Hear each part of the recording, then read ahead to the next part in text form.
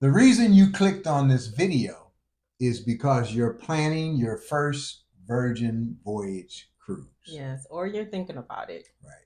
And we're going to share with you 7 of the biggest mistakes to avoid for first time Virgin Voyage cruisers, right? And number 7 is going to save you a ton of cash. Yes, it is. Yes. So, number one, the first mistake is not booking a Virgin Voyages cruise because you don't have a passport. Now, Virgin Voyages does have a passport requirement, but they also have an exception. Yes. So, if you are a U.S. citizen and you are sailing on an eligible closed loop sailing, then you can sail without a passport. Closed loop. You can sail with a government issued ID and a state issued birth certificate. Right. Now, what does closed loop mean? That means it's a sailing leaving out of Miami and coming back to Miami. Mm-hmm. But we suggest that you check with your travel agent to make sure that your sailing is an eligible sailing where you don't need a passport. Yeah. But we do recommend, highly recommend that you do take the time to acquire a passport. If anytime you are traveling out of the country, because say you're on a cruise and you go to the Bahamas and you get injured and the cruise ship has to leave without you, and then when it's time for you to come home, you're going to have some difficulties getting back into the country. So we recommend a passport, but yes, you don't need a passport on every Virgin Voyages sailing. Correct.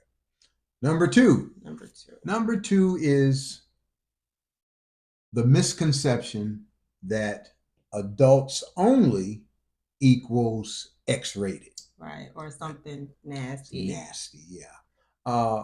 Adults only equals all sailors on the ship are 18 years of age and older. Right, no kids. No kids. So there's no little ones running around causing havoc, and there's no stressed out parents chasing the little ones around the ship. Right. Yeah. So if you don't know already, adults, Virgin Voyages is an adults only cruise. Right. So like my husband said, 18 plus. 18 plus. Now there's going to be a wide range of sailors in their 20s all the way up into their 70s.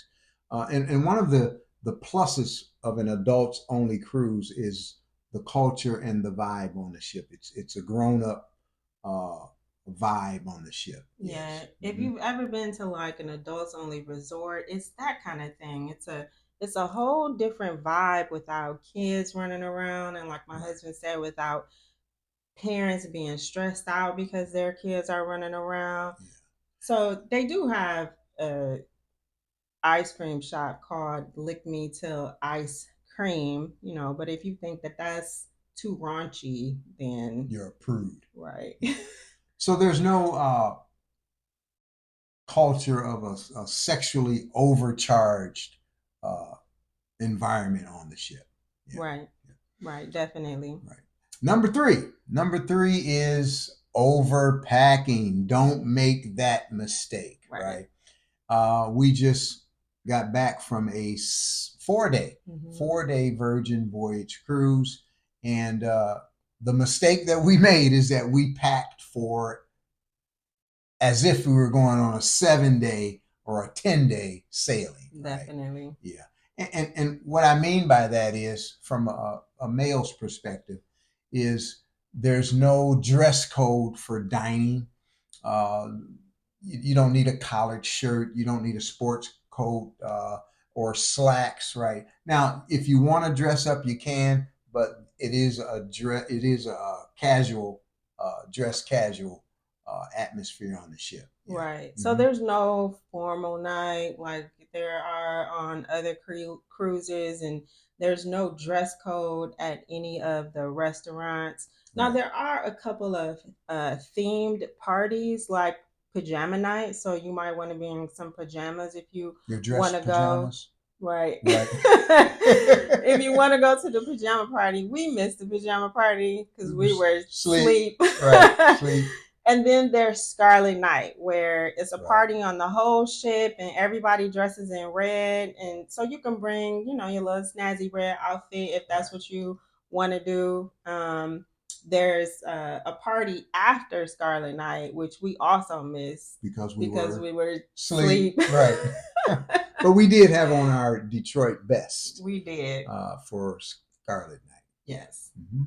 So number 4 Number 4 is don't make the mistake of getting to the cruise terminal too early. Correct. Stick to your embarkation time. So our embarkation time was 2:30, and we got there about 2 o'clock, and we walked right on the ship. And what we noticed is that they had a line for 3 o'clock, a line for 3:30, a line for 4, and so on. Because if you get to the cruise, if your embarkation time is 2:30 and you get there at 9 o'clock thinking you're gonna get on the ship, you're going to be waiting. You're going to be waiting because guess who's on the ship? The people who were there in the sailing before yours. Correct. Because debarkation is not until 10:30. Mm-hmm. And so here's a bonus tip actually. So because the debarkation time is so late at 10:30, you can get up, take your time, and have brunch at one of the restaurants, which is what we did. And debarkation runs just as smoothly as embarkation. Yes, it does. Number 5. Number 5 is regarding the app.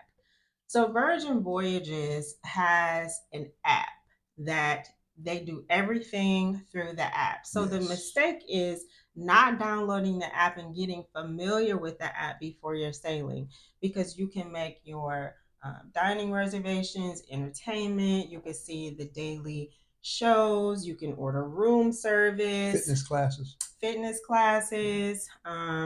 You can message your room attendant. If you have a problem with your room, you can send a message. And I mean, they get right back to you. I think we needed ice. We needed some ice. Yeah. And we ordered ice and they were there like within 10 minutes. Right. So, and here's another bonus tip is, so some things you can do in the app before you board. Like you can book your dining 45 days out.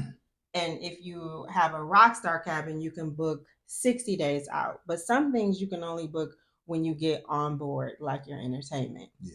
So what we did is, as soon as you get on the ship, you make a right and you go to the Champagne Lounge. Champagne Lounge. And there are people sitting at tables with iPads waiting for you to come, and they will schedule all of your entertainment, your shows and entertainment, and make sure that they don't conflict with your dining. They're like event planners, because the guy, he got up and went to the other table and was like, can they move this to this time on this day? And so we highly recommend that you do that so that you can see all the shows you want to see and eat at the restaurants you want to eat at. Now, let's move on to number 6.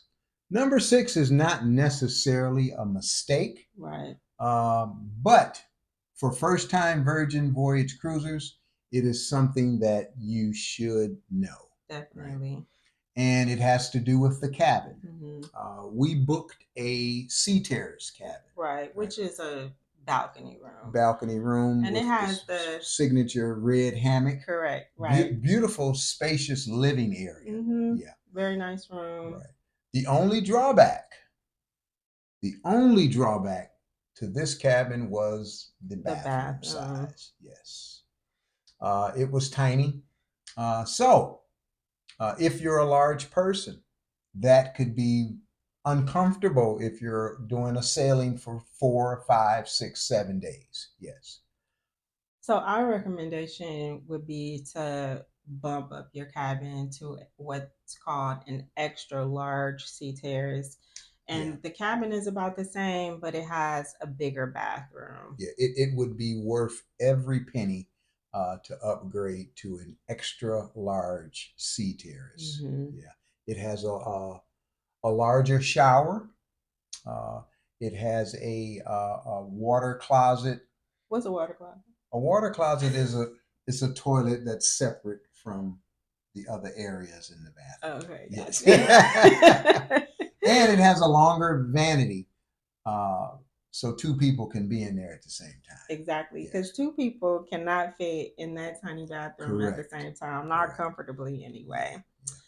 Now, And number seven. Number number seven, let's get seven, down to saving some money. yes. Yes. So our advice is to not make the mistake of not taking advantage of the My Next Virgin Voyages placeholder. Correct.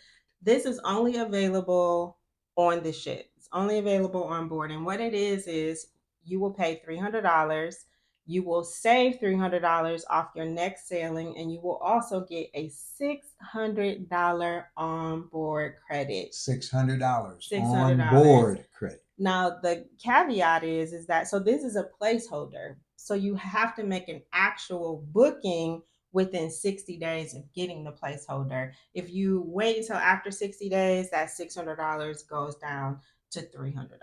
Yes, yes. So we highly recommend putting an extra 300, a minimum of an extra $300 right. in your budget for the My Next Virgin Voyages placeholder. Yeah, and the sailing that we just went on, we purchased 10 of those. We did. Yes, for friends and family. Right, and yes. Because they allow you to purchase up to 10 for friends and family. Yes, yes. Well, we hope those tips help you.